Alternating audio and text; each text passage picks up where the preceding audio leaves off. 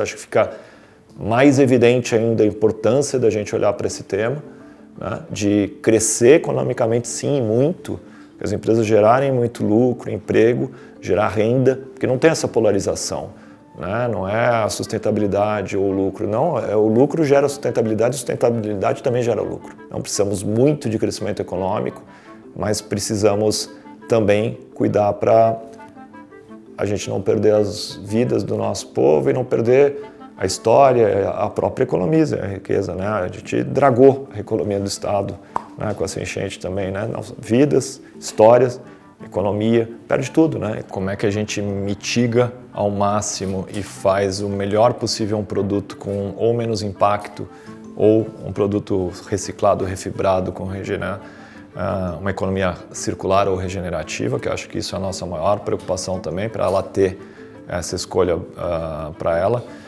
para que a gente estanque, né, esses extremos climáticos que a gente está vendo, né, que a gente consiga melhorar o nosso planeta.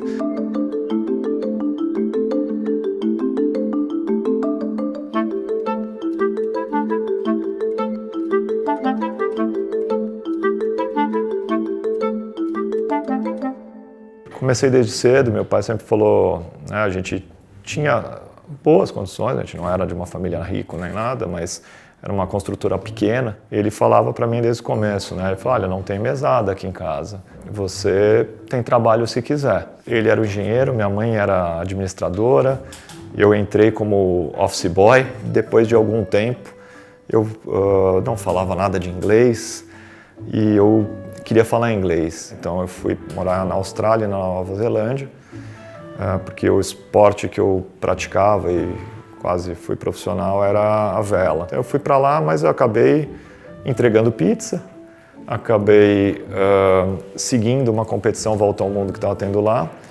E na competição Volta ao Mundo, que era da regata, que eu gostaria era de estar velejando lá, mas não tinha essa competência toda, eu conheci alguns amigos que estavam lá e trabalhei nas lojas dessa competição.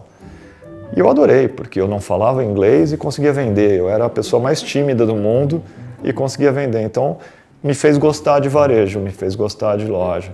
Quando eu voltei para o Brasil, o primeiro anúncio que eu vi foi de trainee da Renner. E eu, né, como tenho raízes no Rio Grande do Sul, nascido em São Paulo, a Renner é do Sul, eu falei, olha, adorei loja, eu falei, isso aqui é para mim. Eu treinei 9 meses em diferentes áreas. Aí eu assumi uma loja, depois outra, depois uma região, mais outra região, depois metade do país, depois a outra metade. Depois, além das lojas, a operação online, a logística, a expansão.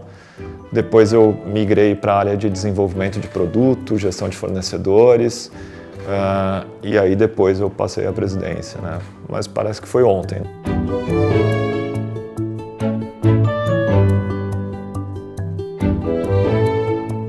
A gente investiu em dados, em inteligência artificial, em integração com os nossos fornecedores, evolução dos nossos fornecedores, em ganho de produtividade do nosso time, do time dos nossos fornecedores, para conseguir ter preços melhores, mais competitivos com quem não tem imposto, produtos cada vez mais assertivos, produzir menos vendendo mais, né, para conseguir competir. Eu acho que como a diferença era tão absurda, a gente teve que fazer muito. Infelizmente não foram os impostos que baixaram, né?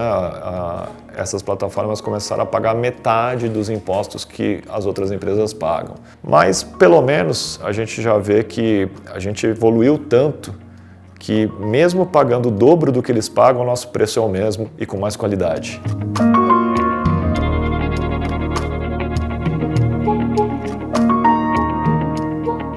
Algumas formas de pensar, algumas inovações que eles trazem, alguns questionamentos que eles trazem, que eu talvez no passado lá não faria. A gente aprende o comportamento, o hábito, o que está na moda, o que está na tendência, como pensam, como consomem, o que valorizam.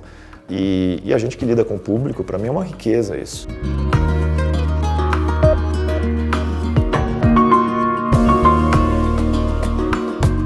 Faz calor no verão, tá tudo bem, se faz frio no inverno, tá tudo bem. Não é a realidade hoje em dia, às vezes faz calor no inverno, no outono, né? O ano passado a gente teve o outono mais quente da história da humanidade, então quando inverte é mais difícil. Produzir rápido não para ficar produzindo só novidades o tempo inteiro, mas para produzir o que precisa. Porque se produzir muita antecedência, você não sabe quanto vai vender. Quanto mais próximo do momento da compra, você consegue ser mais assertivo na profundidade do estoque também. E o maior ativo de uma empresa de moda é o estoque, né? Muitas empresas quebram por excesso de estoque ou por falta de renovação de estoque, né? Então a gente tem um modelo que a velocidade da integração com os nossos fornecedores, e aí você concentra nos principais fornecedores que estão aqui no Brasil, você consegue escalar a produção muito rápido se a venda está respondendo e não produzir se a venda não está respondendo. Então você elimina desperdício, né? Consegue não ter muita sobra de estoque para remarcar, com isso você consegue dar um preço melhor no produto novo para o cliente.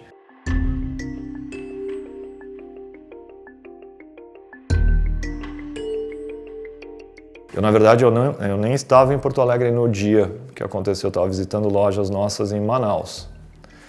E quando as águas começaram a subir, tentei voltar correndo, cheguei em São Paulo numa escala, já tinha fechado o aeroporto, só consegui um voo para Florianópolis, para daí pegar um carro para ir para lá, e realmente os acessos de saída e chegada foram muito ruins. Aí eu fiquei lá direto, né, na fase mais importante.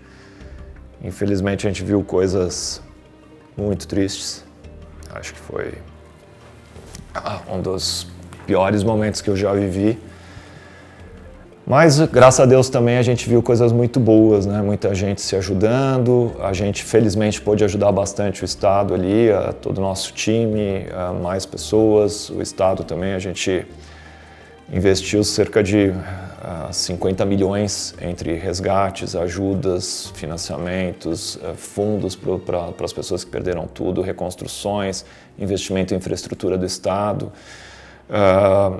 mesmo estando lá e sendo afetado também, né? Mas eu acho que a gente tinha condições, a gente tem condições, a gente tem que fazer, porque eu vi muita gente que não tinha a mínima condições, que perdeu tudo, perdeu família e estava lá ajudando.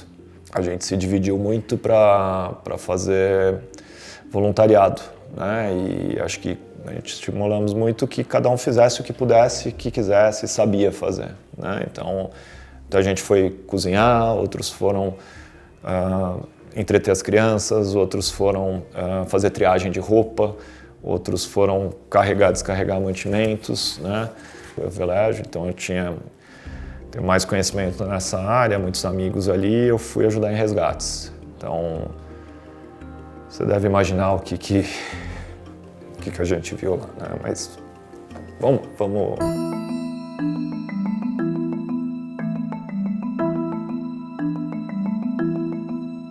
A gente já anunciou para esse ano cerca de 850 milhões de reais de investimento e a maior parte dele voltado ou para tecnologia e inteligência artificial ou para expansão, né? Mais lojas e mais renovação de lojas e até ampliação de algumas lojas. Então, o nosso potencial de crescimento ainda ele é tão grande que mesmo com uma taxa de juros nessa patamar, faz sentido a gente continuar investindo porque a gente tem bons projetos que superam, né, a geração de valor necessária.